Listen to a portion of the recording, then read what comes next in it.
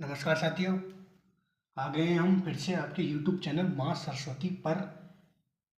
इससे पहले वाली वीडियो में अपन ने प्रश्नमाला 1.1 पढ़ा था। इसमें अपन प्रश्नमाला 1.2 पढ़ते हैं। ठीक है,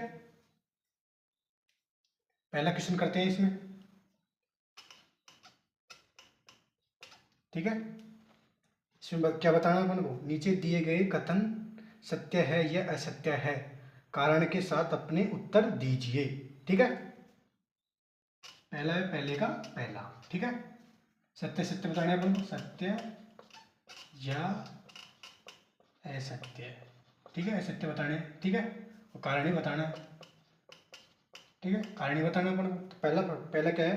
प्रत्येक अपरिमेय संख्या, प्रत्येक अपरिमेय अपरिमेय संख्या एक वास्तविक संख्या होती है। एक वास्तविक संख्या होती है। ठीक है, ये क्वेश्चन दे रहेगा अपन को। प्रत्येक अपरिमेय संख्या एक वास्तविक संख्या होती है। ठीक है, इसका करते हैं उत्तर, लिखते हैं अपन इसका। ठीक है, वास्तविक संख्या है, वास्तविक। ठीक है, वास्तविक संख्या, वास्तविक संख्या होती है, दो प्रकार की होती है। कौन कौन सी? वास्तविक संख्या के अंदर दो आती है, एक तो परिमेय संख्या और एक अपरिमेय। ठीक है, परिमेय और अपरिमेय दोनों आती है वास्तविक संख्या के अंदर।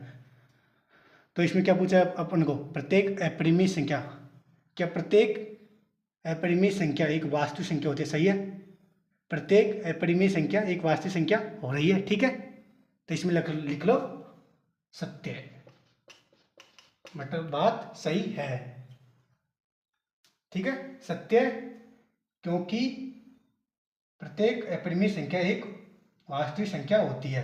कारण में ये लिख लो। ठीक है बच्चों, कारण में लिख लो। ठीक है, हो गया ये पहला। अगला देखते हैं।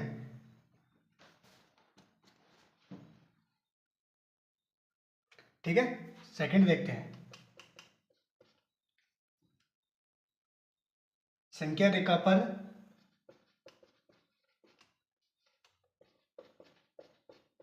संख्या रेखा पर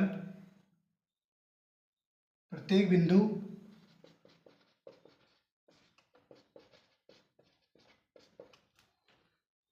रूट एम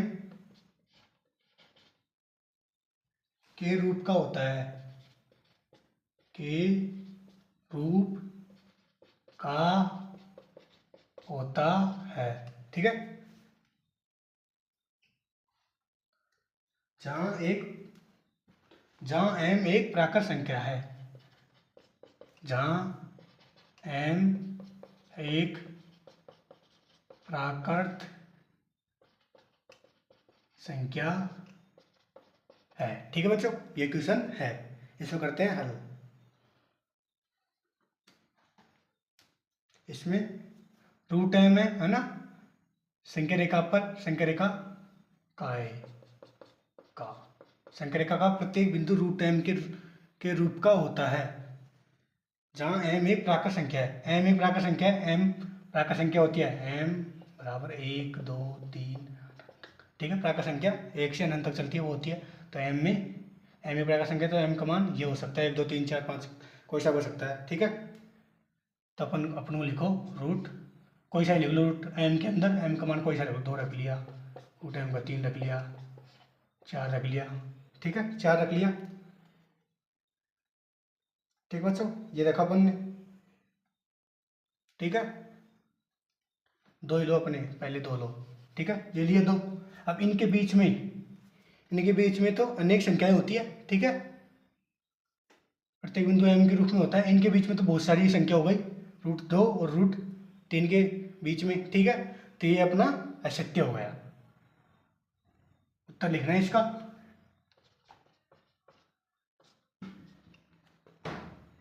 असत्य।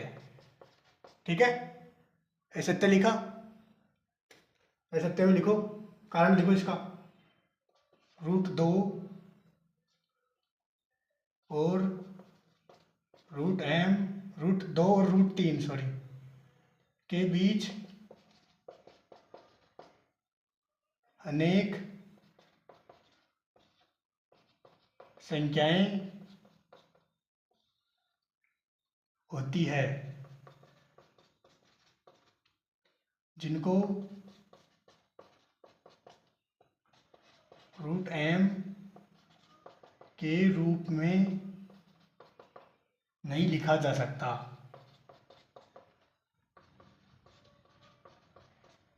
लिखा जा सकता है। ठीक है, ये कारण हो गया इसका। ठीक है, ये कारण हो गया। ठीक है, अगला देखते हैं अपन। कारण लिख दे रहा ना साथ में, है ना, इसका ये कारण हो गया था। ठीक है बच्चों,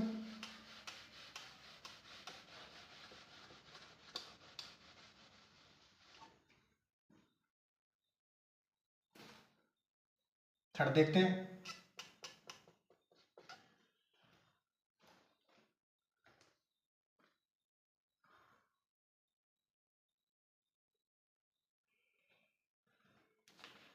प्रत्येक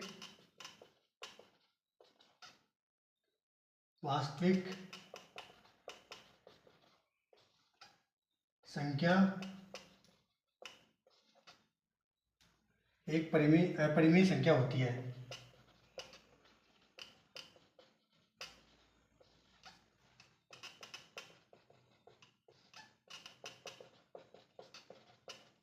ठीक है, ये प्रश्न है, प्रत्येक वास्तविक संख्या एक अपरिमेय संख्या होती है।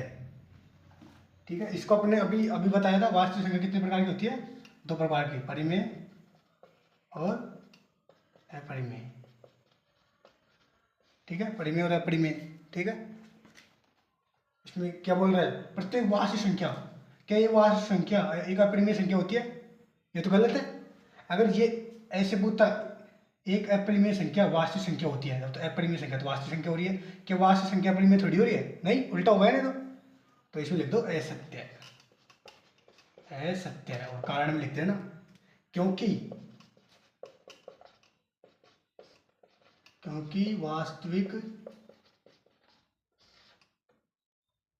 वास्तविक संख्याएं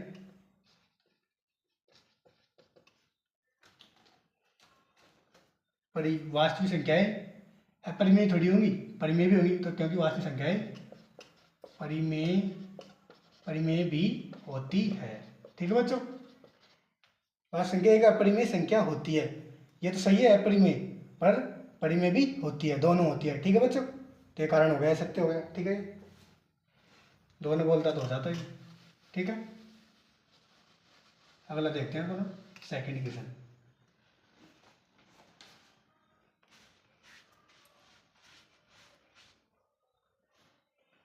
सेकंड इक्वेशन क्या पूछ रहा है, इसमें भी सत्य सत्य बताना है। ठीक है, वही √m है ना, सेकंड इक्वेशन वही √m है ना। ठीक है, धनात्मक पूर्णांक क्या होती है, धनात्मक पूर्णांक, धनात्मक पूर्णांक क्या होती है, धनात्मक पूर्णांक का मतलब होती है 1 2 3 4 5 6 7 ऐसे अनंत तक। ठीक है, अनंत तक ही धनात्मक पूर्णांक संख्या धनात्मक वाली 1 2 3 4 पर धनात्मक पूर्णांक संख्या बताई थी मैंने, अनंत वाली। एक तो एक 0 से आगे चले प्लस में अनंत, और एक माइनस में चले माइनस अनंत तक। तो अपन को धनात्मक लेनी है, धनात्मक 1 2 3 4, ऋणात्मक थोड़ी लेनी है। ठीक है, यही दे रहा है इसमें, धनात्मक ले ली। ठीक है, उदाहरण समझो इसमें m के लिए, √m है, √m के अंदर रख लो धनात्मक संख्या, रखो 4 रख लिया अपने पूर्णांक, धनात्मक पूर्णांक, पूर्ण है 4 रख लिया, 4 का कितना हुआ 2, 2 गए तो, और एक 9 रख लो, 9 भी आएगा इसमें, 9, 9 का कितना हो गया 3। ठीक है, 3 हो गया। तो इसने क्या पूछा है, इसको p/q में लिख सकते हैं। ठीक है, इसको 1 मान लो। ठीक है, ये हो गया। ठीक है, अब इसमें ये लिख दो, सभी धनात्मक पूर्णांकों, ठीक है, सभी पूर्णांकों का वर्गमूल परिमेय नहीं होता।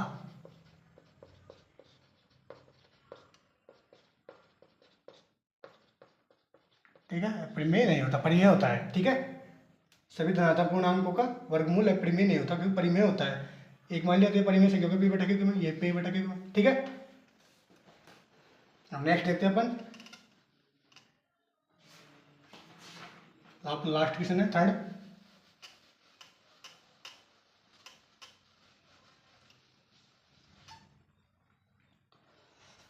थर्ड क्वेश्चन है, इसको देखते हैं, फिर अपना चैप्टर कंप्लीट हो जाएगा। फिर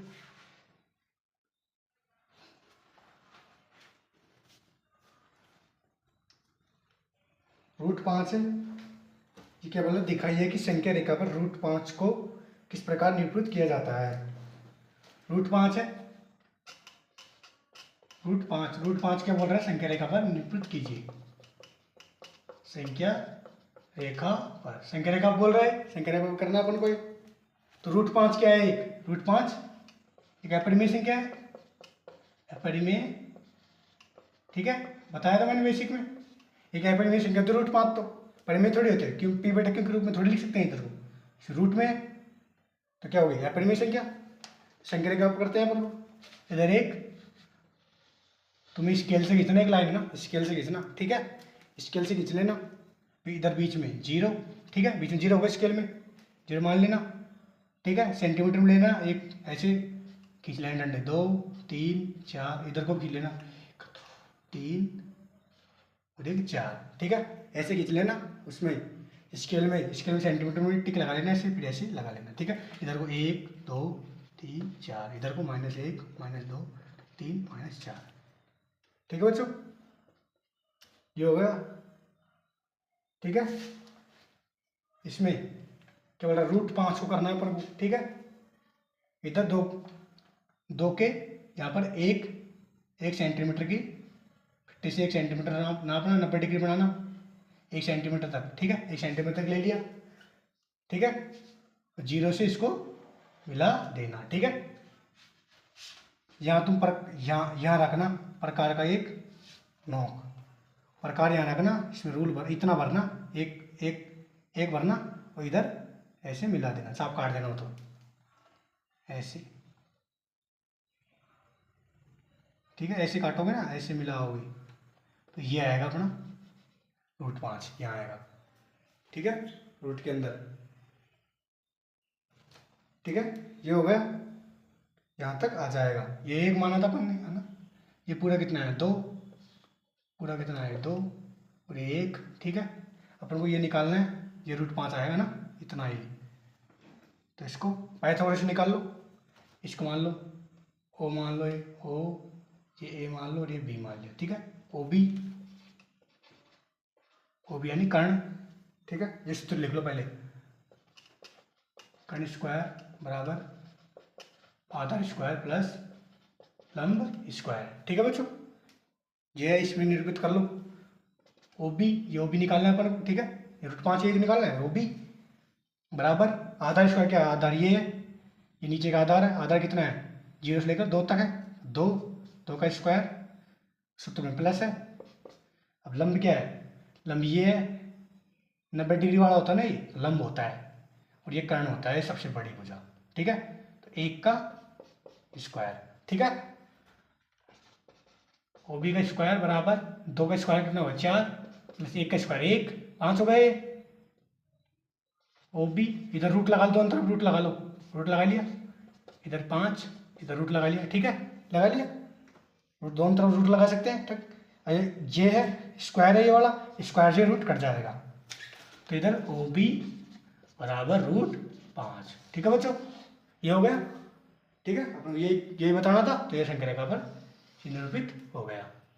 ठीक है बच्चों। ठीक है, समझ आएगा आपको अच्छी तरीके से। अब नेक्स्ट वीडियो में देखेंगे अपन 1.3। ठीक है बच्चों, तब तक के लिए धन्यवाद, आपका दिन शुभ रहे। नेक्स्ट वीडियो में मिलते हैं।